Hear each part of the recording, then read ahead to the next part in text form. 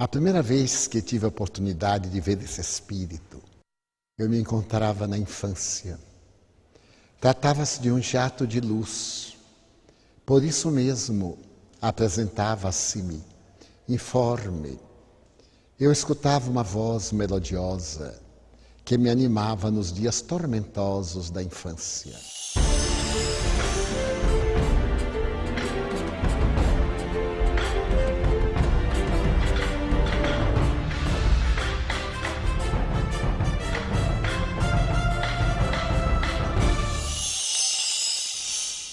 Quando mais tarde eu fui vítima da enfermidade que me prostrou no leito, entre os meses de junho a dezembro de 1944, eu senti um amparo especial, uma voz cantante e dócil. Posteriormente, quando me tornei espírita e já estava exercitando a mediunidade desde antes, vim a tomar conhecimento que se tratava de um espírito amigo, conforme eu declarara no dia 5 de dezembro de 1945, numa reunião íntima. Quando estive com Francisco Cândido Xavier, no mês de março de 1948, e ele honrou-me convidando-me para ser seu hóspede em Pedro Leopoldo, após a primeira noite no seu santuário doméstico, eu perguntei-lhe quem era meu guia. E ele disse-me que não estava autorizado a informar-me, mas que se tratava de um ser venerando, e deu-me uma descrição muito sucinta.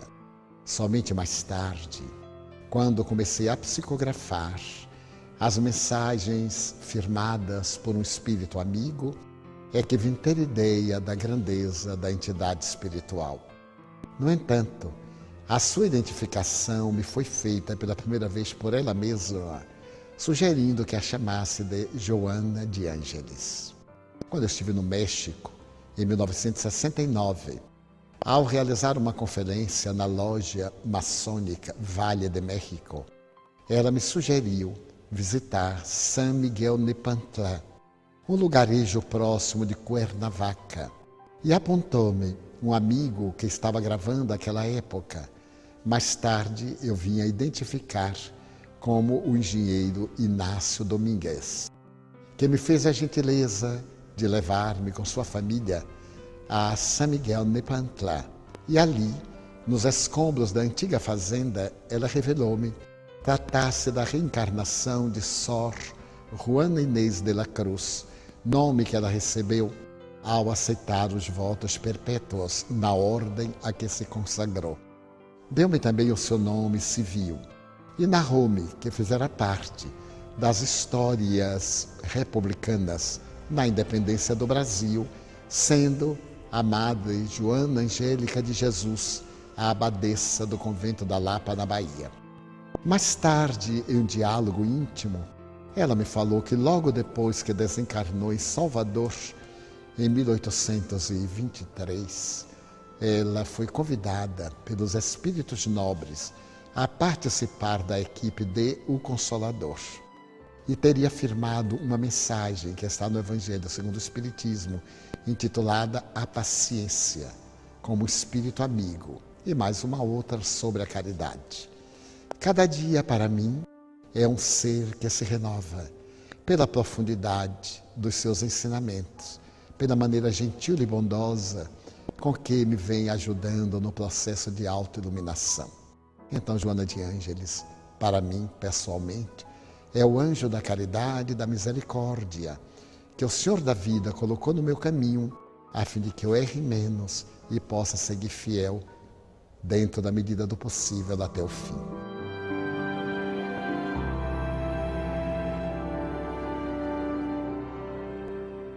Ela informou-me que, logo depois da morte de Jesus, no período dos testemunhos, nós nos conhecêramos. No entanto, aquele filho que desencarna com ela identificou como uma pessoa que nos é muito querida. Os nossos vínculos, portanto, têm início aí, por volta do ano 56, 57 da nossa era. E posteriormente, nos dias de Francisco de Assis, novamente esses vínculos estreitaram-se. Tivemos vários encontros e reencontros através da história, mas foi sob o sol de Assis que, em verdade, eu teria restaurado o compromisso de servir Jesus. Nos séculos que prosseguiram, nos dias terríveis da Inquisição e mais tarde na história da França, voltamos a encontrar-nos, particularmente no século XVII. A partir de então, os nossos vínculos foram espirituais. Ela estava no mundo espiritual, eu me encontrava na terra e vice-versa.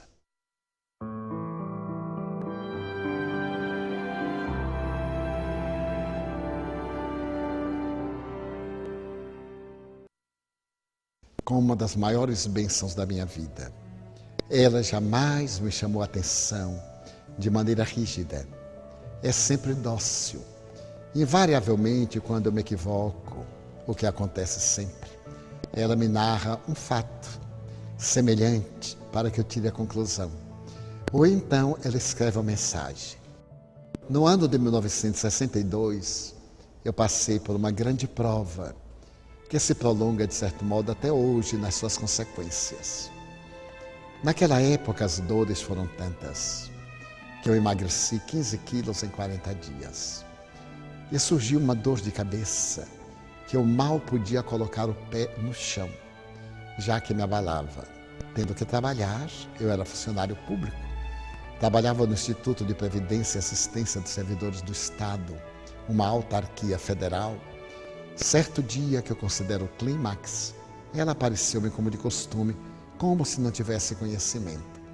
Então eu lhe disse: a senhora tem escrito para tantos. Eu tenho experimentado dores tão cruéis. E a senhora ainda não me deu uma mensagem. Eu gostaria tanto que a senhora me falasse, me desse uma mensagem pessoal. Ela sorriu generosa e disse: meu filho, eu sempre escrevo na segunda pessoa do singular. Tu, ti. É para ti que eu escrevo. Se tu desejas alguma mensagem, lê aquelas que eu tenho escrito. Ainda não havíamos publicado nenhum livro. Eu houvera publicado algumas mensagens, nunca mais do que 20. Na revista Reformador, em alguns periódicos, algumas esparsas. E então, ela, percebendo o meu sofrimento, ela me disse o seguinte: havia uma fonte em uma floresta. Esta fonte não tinha minadouros muito fortes. E certo dia a fonte teve um sonho. Que bom seria se eu pudesse crescer até a borda, para que os pássaros bebessem em mim, os animais sorvessem e, quem sabe, algum viajante sedento também pudesse nutrir-se, dessedentando-se. Deus ouviu, choveu, a fonte cresceu e veio até a borda. Os animais começaram a usá-la, as aves e alguns viandantes. A fonte ficou tão entusiasmada que disse: que bom seria se eu me transformasse num córrego, num regato. Eu iria irrigar as raízes das árvores e abençoar terras áridas. E Deus, por misericórdia, permitiu, através da chuva, que a fonte transbordasse, dando origem a um regato. E quando o regato começou a lamber as raízes de árvores ressequidas, que agora renovavam-se, entusiasmou-se e disse: eu gostaria tanto de ser um rio para alcançar o mar. E Deus, que é sempre a generosidade absoluta, fez que chovesse. O regato cresceu, as águas avolumaram-se, aproveitando a sinuosidade do solo e as diferenças de níveis, o regato transformou-se num rio. Repentinamente, ele entrou por uma garganta que não tinha saída. Havia muitos escolhos, pedras, paus. E o rio ficou próximo do mar, mas não o alcançou. E começou a dizer: meu Deus, eu gostaria tanto de chegar ao mar, mas tantos impedimentos. Então Deus, que é todo misericórdia, fez que chovesse. E o rio continuou crescendo, crescendo, até que um dia ele vai transpor o obstáculo maior e vai diretamente ao oceano. Assim é a tua história. Se tu pretendes o oceano divino, que nenhum impedimento te dificulte a marcha. Permanece. Se há escolhos, se há impedimentos e obstáculos, silencia, cresce na vertical. E um dia tu transporás esses obstáculos, porque o oceano do amor divino é a fatalidade que nos aguarda.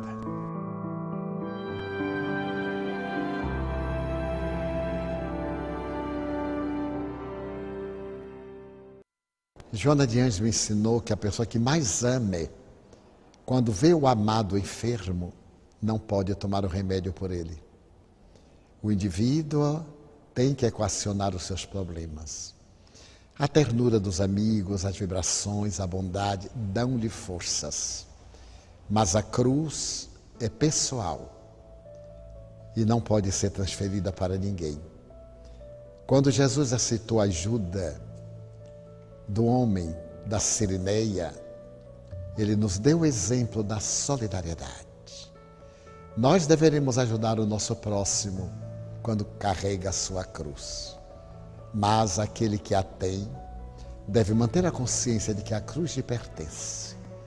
Nunca tendo essa conduta de espalhar as suas mágoas, as suas tristezas, fazer que os outros participem. E como eu abracei a doutrina espírita, aprendi que a proposta do Espiritismo é a mensagem da saúde integral, do bem-estar, da alegria comedida. Sejam quais forem as aflições que me digam respeito, eu procuro viver as alegrias do Evangelho. Foi essa grande lição que eu aprendi nestes 81 anos de vida.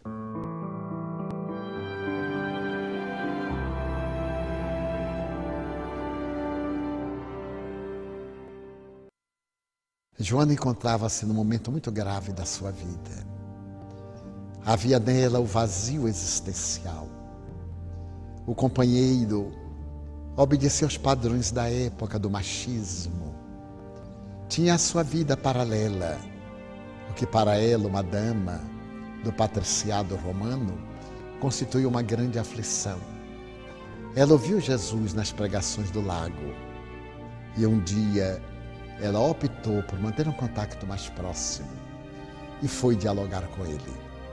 Jesus lhe havia preenchido os escaninhos da alma de tal forma que ela estava disposta a renunciar a tudo para segui-lo. E Jesus deu-lhe a grande lição de que o Evangelho é um instrumento.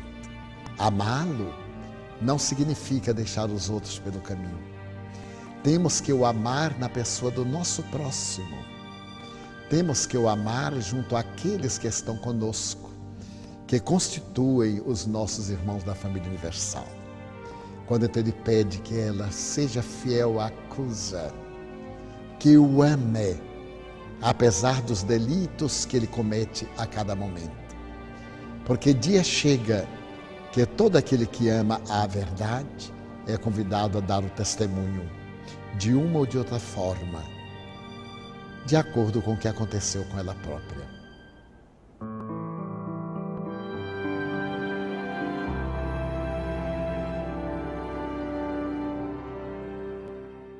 Eu li recentemente uma informação mediúnica a respeito de Clara de Assis. Eu respeito muito as revelações do mundo espiritual. As pessoas que as recebem são dignas de crédito, embora nem sempre concorde com elas, como é natural. A doutrina espírita dá-nos o livre exame e nos fala da universalidade do ensino. Enquanto se trata de opiniões individualistas, de pessoas ou de médiuns, elas têm o valor que nós lhes atribuímos pelo caráter. Mas a primeira vez em que eu estive em Assis, eu fui acompanhado por pessoas vinculadas à Ordem de São Francisco. Percorremos os lugares em que ele teria vivido na cidade de Assis, depois fomos a Porciúncula. Por fim, nós resolvemos ir ao convento de Clara. Era a hora do almoço e naquele momento não se permitia a entrada de estranhos. Mas nós insistimos um pouco e uma religiosa permitiu-nos entrar. Então nós fomos até o túmulo de Santa Clara. Detivemos-nos ali. Ficamos impressionados com o estado de conservação do seu cadáver. E quando eu estava olhando-a, Joana me aparece e fica ao lado. Eu então, examinando uma face e a outra, concluí tratar-se do mesmo espírito. Ela não me disse nada, como é natural, porque os espíritos nobres têm muito pudor, principalmente no que diz respeito a terem sido personagens famosas. Mas, à medida que os anos se passaram, já se vão mais de 20 anos, ela me começou a contar detalhes da vida de São Francisco, aquelas conversações edificantes, mais íntimas. E eu continuei a pensar na probabilidade de ter sido ela a reencarnação de Clara de Assis. Não posso afirmar, mas no meu mundo interior eu acredito. E caso não seja, não muda nada. Ela tem sido um exemplo de humildade, de abnegação. E sempre me ensina as atitudes simples, desataviadas. Não envolver as pessoas nos meus problemas, como já disse. Também não criar embaraço para os outros. Procurar ser o mais simples possível, o mais direto, o mais claro.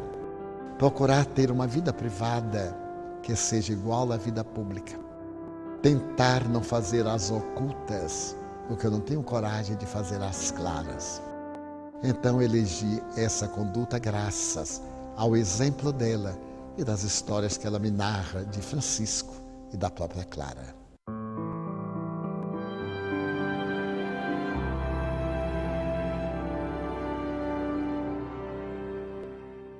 Muitos amigos me dizem que a leitura dos livros de Joana é uma leitura pesada e que ela escreve de uma maneira clássica, que não seria de fácil absorção. Confesso que não concordo, porque quando eu lia as obras ditadas pelo Espírito Emmanuel ao venerando médium e apóstolo Francisco Cândido Xavier, a linguagem escorreta, a apresentação dos temas de uma maneira muito bela. Posso afirmar, embora não seja uma pessoa que tenha cultura suficiente, ser Emmanuel um purista da língua portuguesa. Joana de Ângeles também o é. Quando eu soube que ela houvera sido Sor Juana Inês de la Cruz, eu compreendi por que ela escreve de maneira tão clássica, porque já naquela época era a maior poetisa de língua hispana, ao mesmo tempo a primeira feminista. A sua dedicação fez que ela passasse a história como sendo a monja da biblioteca. Quando ela foi censurada por um religioso que se ocultou em pseudônimo feminino, como Madre Filoteca, ela respondeu que a mulher devia ter cultura, principalmente nas doutrinas. Quando alguém, por exemplo, a mulher vai à cozinha, ela deve entender o que é um cloreto de sódio.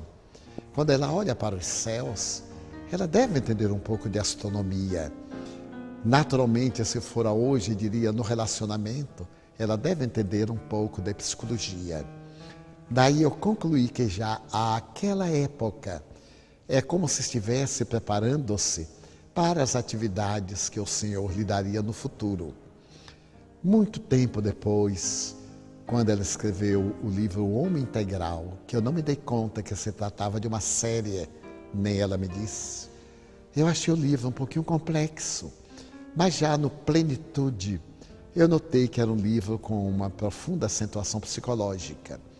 E como eu nunca havia lido nada sobre psicologia, a não ser uma página ou outra esparsa, eu perguntei-lhe, o que a senhora pretende?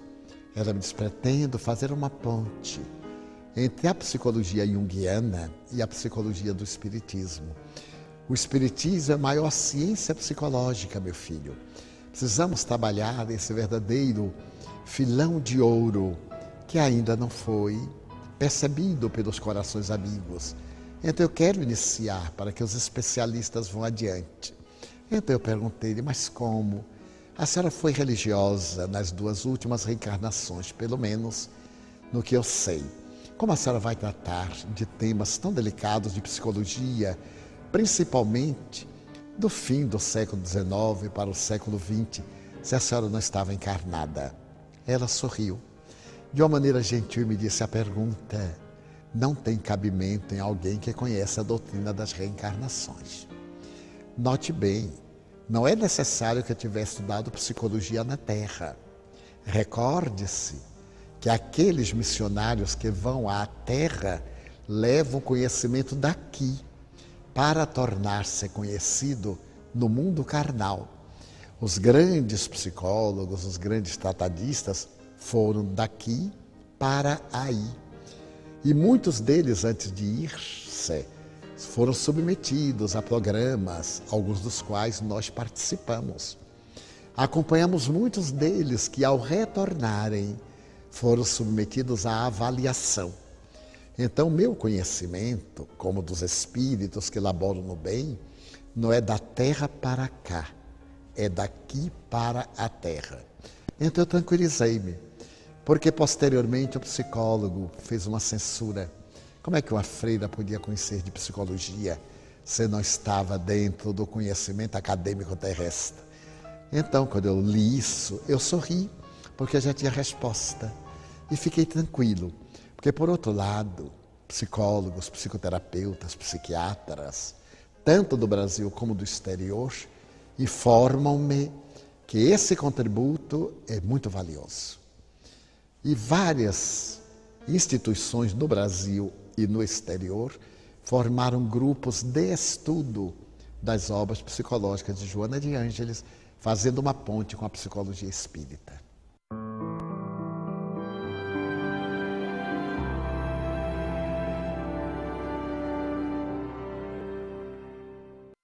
Quando ela me informou que eu houvera sido a abadesa, eu fiquei muito sensibilizado, porque eu conhecia da história do Brasil e da Bahia, eu sou baiano de Feira de Santana, o lance.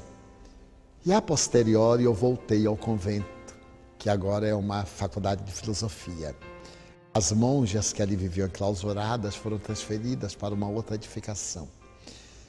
E então ela apareceu-me à porta, onde foi trespassada pela baioneta calada do soldado que estava embriagado. O objetivo dela, para impedir que a soldadesca Ifrene se adentrasse no convento, era para que eles não viessem a violar as monjas, as mulheres ali recolhidas. Havia muitas jovens que se equivocaram e os pais internaram-nas vivas, que era quase uma casa de mortos, e ela e as religiosas guardavam essas moças. Enquanto ela esteve tentando defender a entrada, as monjas fugiram, porque havia passagens subterrâneas para outras casas monacais, para outros conventos. Mas eles depredaram muito a igreja, roubaram, furtaram os seus ornamentos, os objetos do culto. E ela ainda sobreviveu alguma hora, arrastou-se da porta até uma velha marquesa de madeira, uma espécie de um sofá de tábuas, aonde veio a expirar. Mas ela havia pedido isto, o sacrifício da vida, mais uma vez, por amor e para poder preservar a dignidade de outras vidas.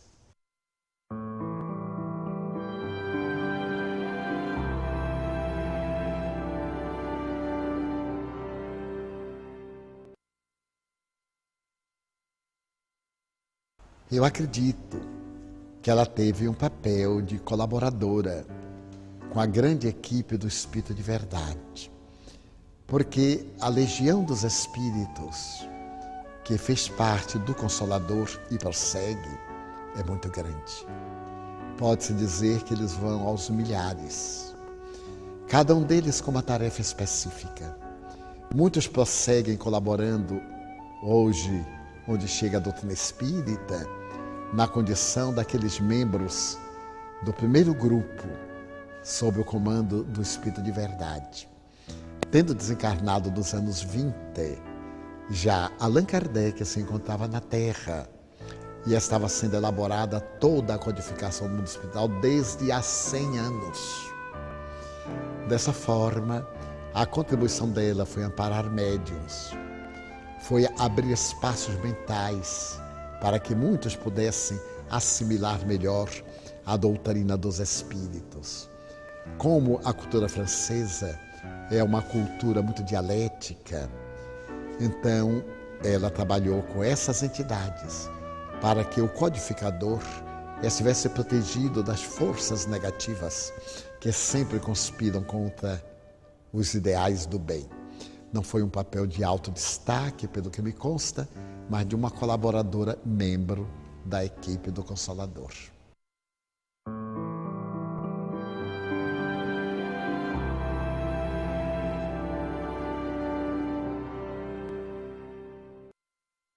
Quando nós começamos a psicografar, no mês de fevereiro de 1949, ela me disse o seguinte, que tinha na Terra muitos discípulos, no bom sentido da palavra, muitas almas que se lhe vinculavam, que eu iria viajar muito para poder reacender a chama do entusiasmo em alguns, cuja chama estivesse debilitada, colocar em algumas almas um pouco do ardor evangélico, que nós iríamos falar a um grande número de corações da nossa família espiritual, da família dela. Mas que era natural, que eu não poderia estar repetindo as mesmas cidades. Então iria o livro, iria a mensagem dela. Muitos iriam identificar-se com a sua mensagem, outros não, como é natural, por não fazerem parte da família. E então que o desejo de trabalhar na psicografia era para alcançar o maior número possível. Curiosamente, à medida que eu comecei a viajar e os livros foram sendo publicados vagarosamente, as pessoas me dizem, são verdadeiras cartas que eu recebo de Joana de Ângeles. A primeira vez que eu li o estilo dela, tocou-me profundamente, dizem-me alguns. Então as suas mensagens continuam sendo cartas de sustentação, porque o livro pode atingir a um número que eu nunca alcançaria. E constato isso porque mesmo países eslavos, países anglo-saxônicos, por onde eu tenho estado, além dos países latinos, há a mesma identificação. As pessoas que leram alguma das suas obras traduzidas confessam-me uma perfeita identificação com ela. Então hoje, Joana de Ângeles, como os venerandos espíritos, Dr. Bezerra, Emmanuel e outros tantos, são o nome de uma grande equipe de espíritos que trabalham em seu nome, como uma grande equipe que trabalham sob a sua orientação. Imaginemos um centro de computação em que ficaria a entidade comunicando-se com todos aqueles que lhe usam o nome para poder atender às solicitações mais variadas.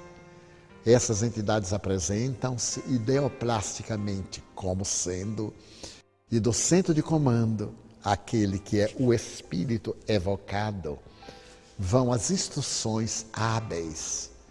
Até o momento quando se trata de questões mais urgentes, eles vão pessoalmente.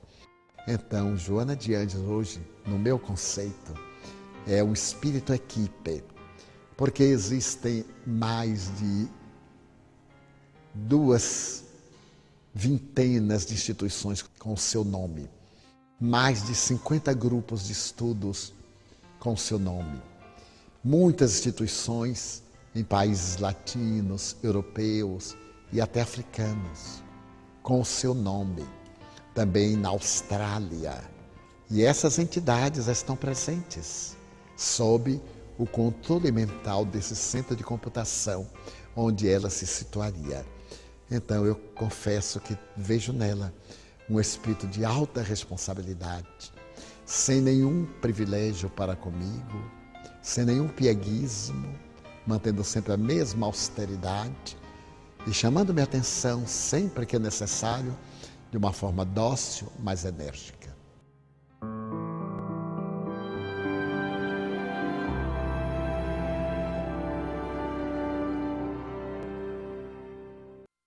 Diz-me que está na programação elaborada, logo depois que eu desencarne, ela terminando essa tarefa assumida em relação à minha atual existência, ela estará reencarnando, isto mais ou menos a partir do ano 2015, com um grupo de entidades, conforme vem acontecendo agora, as entidades nobres, os espíritos espíritas, conforme Dr. Bezerra os designa, estão reencarnando-se para poder apressar o momento da grande transição.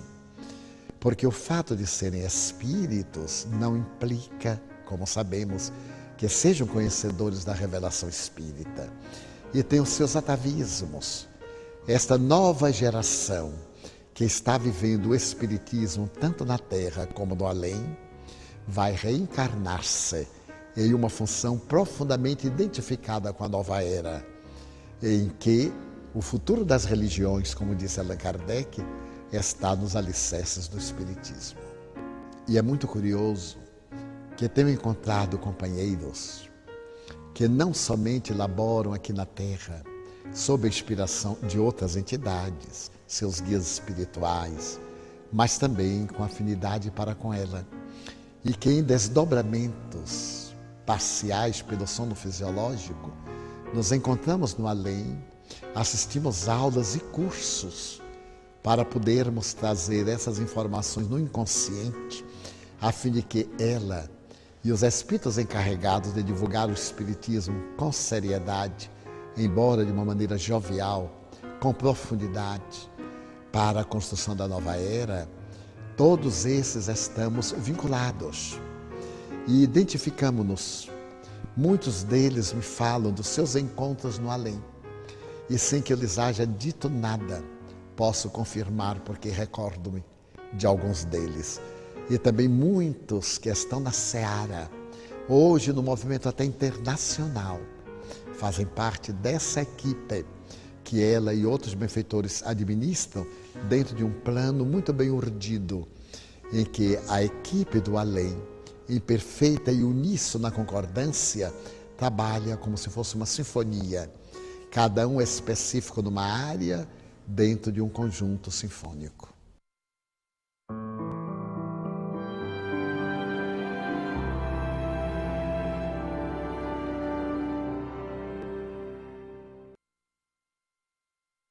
Ela me aparece invariavelmente como Juana Inês, com a idade que oscila entre 50 e 55 anos. A indumentária, que na época era muito elaborada, ela simplificou.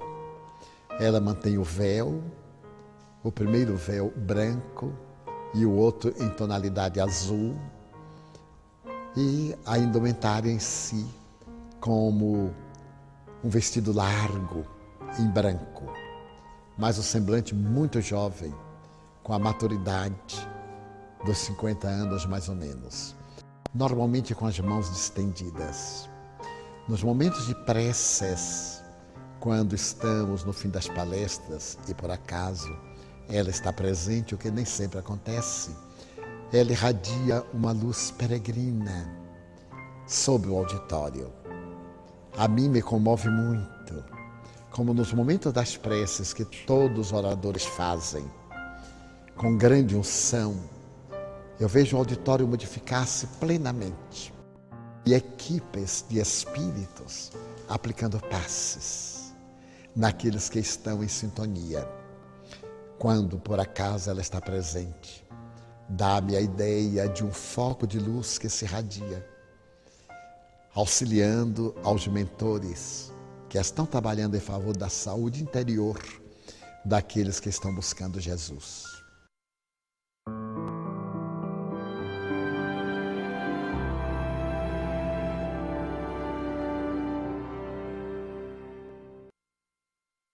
uma bênção que reconheço não merecer.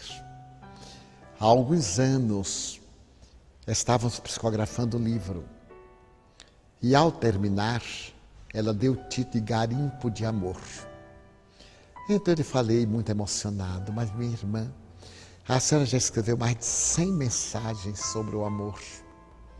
Eu as leio e são todas diferentes. Convergem para o fulcro da proposta de Jesus. Como é possível a sua mente elaborar dentro do mesmo tema tantas angulações? Ela sorriu gentil e me disse: meu filho, estamos apenas começando. O amor é tão abrangente, é tão grandioso, que estamos apenas começando. Então, psicografá-la é uma alegria inefável, principalmente quando se trata das mensagens especulares ou em outros idiomas. Eu me recordo da primeira mensagem que eu psicografei em alemão. Foi muito curioso porque nós estávamos numa reunião íntima em uma cidadezinha perto de Colônia. Era um grupo pela manhã e então estávamos lendo o Evangelho. Quando ela disse: eu gostaria de escrever. Eu pedi papel aos amigos e fiz o transe. Eu perco a consciência durante o transe. Ela escreveu. Quando eu voltei ao normal que eu olhei, eu tive um choque. Eu digo: ah, meu Deus, o que será? Porque ela tinha escrito num alemão antigo. Então eu pedi ao tradutor que lesse. O jovem Túlio. Ele leu entusiasmado. Eu perguntei-lhe que não falasse ainda se estava certo. Ele disse que sim. Então eu senti uma emoção incomum. Porque mais tarde ela escreveu para um dos maiores arquitetos da Europa, o senhor André Studer, que estava elaborando um livro que ninguém sabia, só ele e a mulher. Eu estava em Salvador quando ela me pediu para escrever e mandar para ele. Então ela escreveu em alemão antigo e mandou para ele dizendo que o livro devia ser publicado. Ele colocou no livro a mensagem dela e comentou. Então, para mim, tem um significado muito profundo, porque os outros podem e devem ter dúvidas a respeito do médium, como é natural. Mas isso me dá uma grande tranquilidade de eu não ter dúvida, pelos fatos que se repetem, porque ela já psicografou em árabe, trouxe espíritos a psicografar em italiano várias vezes, em inglês a especular 5 vezes, em francês, em alemão, em espanhol. Para mim, que sou uma pessoa inculta, eu posso dizer como Leon Denis, sou um autodidata, com pouco tempo. Pouquíssimo tempo para ler, mas ela me pede para não deixar de ler a codificação. Diariamente eu leio a codificação espírita. Meia hora, pelo menos, eu me detenho na codificação, para estar informado e iluminado pelo nosso inesquecível codificador e os espíritos que vieram trazer a revelação. Então, ser médium de um espírito como Joana de Ângeles, austera e nobre, para mim, repito, é uma bênção que reconheço não merecer.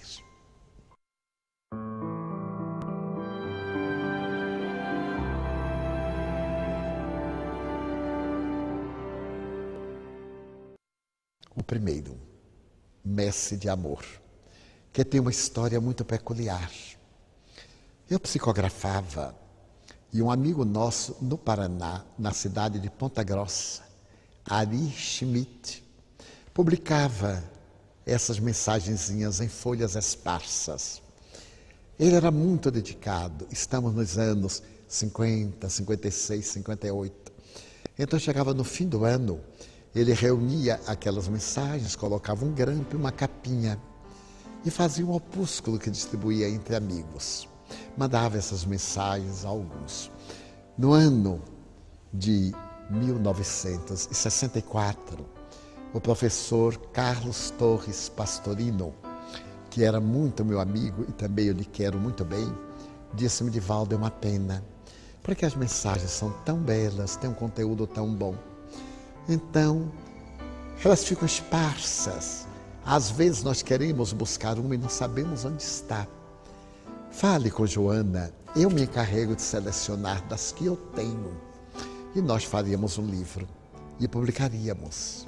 Eu então falei. Ela me disse, queime toda a mala de mensagens que você tem, porque elas são exercícios. Vamos selecionar para o nosso primeiro livro, o resto queime. Eram mais de 400 mensagens. Eu disse, mas minha irmã, queime-as todas. Não há pressa. O trabalho do bem não pode ser apressado. Ele é urgente, mas não é apressado. Então eu as queimei. Selecionei umas 80. E então Pastorino classificou-as. E ela deu o título, Messe de Amor. A primeira mensagem, Solidão em Jesus. Eu considero a mensagem mais bela, porque ajusta-se perfeitamente comigo. Sinto que ela escreveu pensando em mim, porque ela procura mostrar que, numa vida celibatária, dedicada ao ideal, eu sou muito austero, peço licença. Não vou a passeios, não faço turismo. Em nenhuma viagem eu jamais me permiti conhecer isso, conhecer aquilo. Fico sempre no trabalho. E é natural que experimente um tipo de solidão. Eu era muito jovem então, em 1964. Eu estava com 37 anos. E de vez em quando eu me surpreendia muito solitário. E então ela me disse assim, só é solitário quem não é solidário. Sempre que se sentir solitário, procure alguém para ajudar. E sendo solidário, não estará na solidão. Aí ela escreveu solidão em Jesus. E disse, a tua solidão é a presença de Jesus. Já não estás mais a sós. Então eu considero um livro muito especial. E ele foi apresentado no Rio de Janeiro, no dia 5 de maio, data do meu aniversário, de 1964, logo depois de uma palestra no Salão do Ministério da Justiça.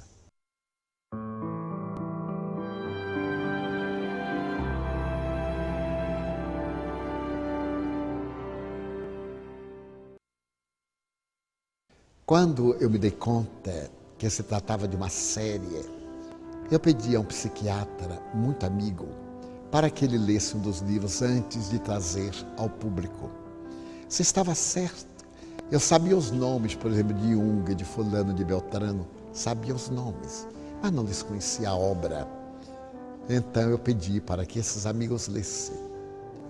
Um amigo argentino, psiquiatra, depois uma amiga psicóloga aqui do Rio de Janeiro, Isabela Spranger. E eles foram unânimes em dizer-me que era a melhor psicologia que haviam lido. Porque era psicologia com alma. Ao invés de colocar tudo na psique, dentro do conceito tradicional de alma em grego, levava ao espírito imortal. E então eles passaram a ler com verdadeiro fervor essas obras. E posteriormente, quando o nosso confrade Geraldo Campetti fez um estudo de todas as obras e elaborou 2 livros a respeito das mesmas, eu concluí quanto à sua qualidade.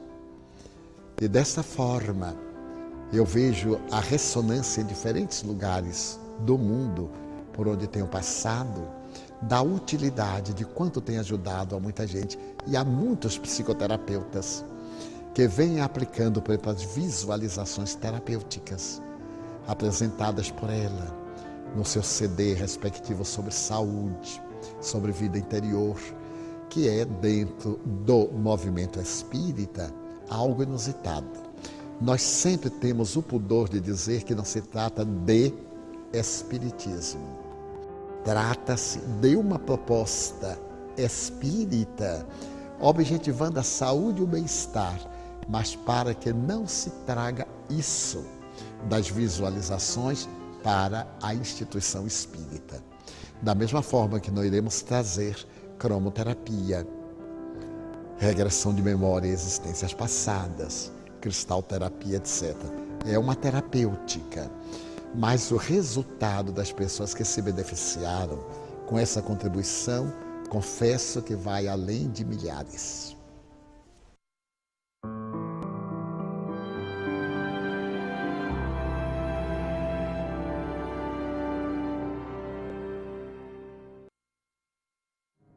Ela contou-me que quando minha mãe desencarnou, em 1972, e recuperou a lucidez, graças à presença da própria Joana, que minha mãe teve ideia da tarefa a que eu me entregava. Porque minha mãe era analfabeta, um verdadeiro anjo crucificado no analfabetismo. Sempre que eu viajava, eu era funcionário público, viajava aos sábados, domingos, nas férias, carnaval, Semana Santa, nos feriados, e ela me perguntava: para onde vai, meu filho? E eu usava a palavra tradicional: eu vou pregar. E não me dava conta que ela não alcançava o sentido exato da palavra. Certo dia, ela me disse: mas meu filho, será que por aí não tem quem coloque esses pregos nas paredes? Que você tem que sair daqui para ir a pregar coisas. Aí eu expliquei para ela e ela ficou admirada.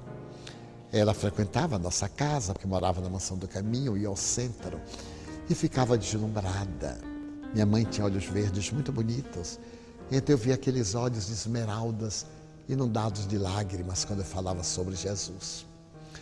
Então Joana me contou que logo depois que ela desencarnou em fevereiro de 72, e mais ou menos para novembro, quando ela já estava na equipe de trabalhadores, ela pediu a Joana para que intercedesse junto a São Francisco, para que intercedesse junto a Jesus, para que a tarefa em que eu estava engajado ampliasse-se e eu pudesse ter a possibilidade de ir além das fronteiras do Brasil. Eu já tinha viajado bastante, já tinha estado em alguns países sul-americanos. No ano de 69 eu fiz uma viagem pela América Latina, do Peru ao México, passei por todos os países. Mas ela então pediu para que a tarefa fosse mais ampliada e se comprometia de estar sempre ao lado. Então ela voltou ao passado, aos valores do passado que foram bloqueados durante a última existência. E então Joana de Ângeles solicitou sim a São Francisco para que ele solicitasse ao Senhor da vida que me desse esta honra, esta oportunidade, porque eu sou uma pessoa que não fala nenhum idioma, além do português, com alguma dificuldade. Sempre viajei a sós, era uma temeridade, com salário modesto, pegando aviões aqui e ali, hospedando-me em lugares muito simples e alguns perigosos pela América Latina, sem recursos para lanches nem merendas. Então foi assim, um trabalho de muita austeridade, chegar num país onde nunca dantes se falou sobre espiritismo, que eu roguei a Jesus que me desse essa honra, de falar sobre espiritismo onde de dantes nunca ninguém havia falado. Falar para duas pessoas, para uma pessoa. Começar, à semelhança de Paulo, com uma distância abissal, a criar o primeiro grupo, até que realmente a divindade me permitiu, em mais de 10 países, na África, na Europa e até mesmo na América Latina. Por fim, há pouco tempo ela disse que pediu a Jesus, ela, Joana, para me permitir a felicidade de falar no país muçulmano. Então Deus me deu a honra de falar na Turquia. Pude falar realmente para um grande público, em um grupo de pessoas estudiosas de filosofia, que esse grupo ficou fascinado pelo Espiritismo. Estou convidado a retornar e, se tiver vida física, no próximo ano estaremos retornando e iniciando em outros países dos Balcãs, onde, que se saiba, nunca se falou em Espiritismo. Então isso tem um patrocínio de Joana de Ângeles, atendendo ao apelo de minha mãe.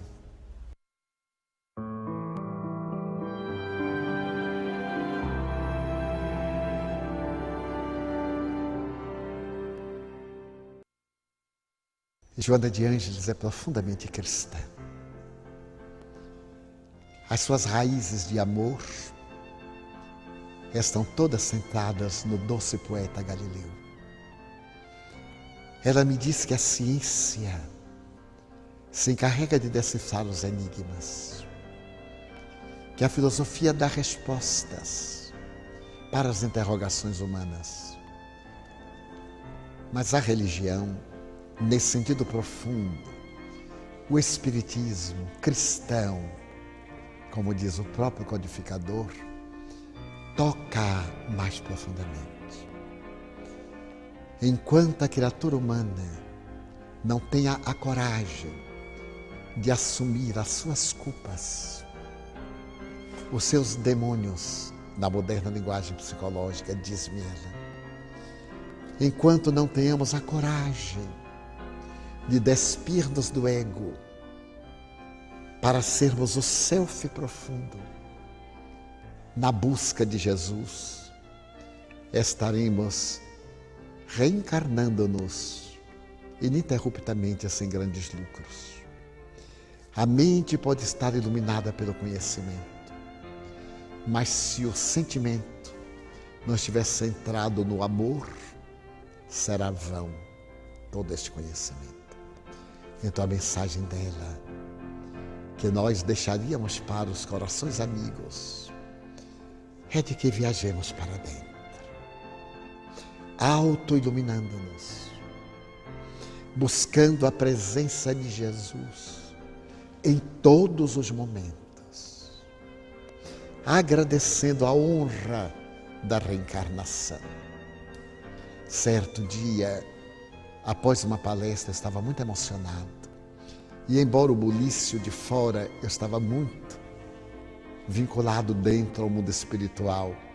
Eu estava agradecendo as pessoas em volta sem darem-se conta. Quando ela me apareceu e me perguntou, o que fazes? Eu disse, minha irmã, estou agradecendo a Deus, a Jesus, com quem eu tenho mais intimidade. Tudo de bom que aconteceu. Ela disse, então eu vou fazer-te uma proposta. A partir de hoje, agradece o mal que não te aconteceu. Tu agradeces o bem, mas o mal que não te aconteceu. E recentemente em Londres, eu contei isto, que eu tenho por hábito orar várias vezes. No carro, no ônibus, onde eu estou. É o pensamento. Para estar em paz, para estar em sintonia. Às vezes eu saio, escorrego, mas logo volto. E então eu narrei, e ao terminar, uma senhora inglesa veio e completou o trabalho da benfeitora. Ela disse, o senhor ora em gratidão a Deus pelo bem que lhe aconteceu, pelo mal que não lhe aconteceu. Pois, Mr. Franco, eu vou lhe dizer uma coisa. Eu também oro pelo mal que me aconteceu, agradecendo a Deus. Porque só me acontece o que é de melhor para a minha vida. Então eu agradeço ter me acontecido esse mal, que é um resgate, abrindo-me o caminho para o bem. Então nós temos aí 3 vertentes.